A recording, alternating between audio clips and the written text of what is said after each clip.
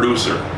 And everybody knows that's been around Debarkers, basswood's bad. So we designed it to have a lineal discharge with Cleereman, and the bull wheels actually kick up and push the log off. So it's a simpler, less moving parts.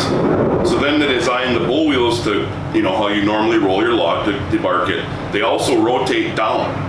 So anybody that's cut basswood, you can have that log and poof, the whole sheet comes off. All you gotta do, hit the debarker, bull wheels down, hits a belt, lineal discharge.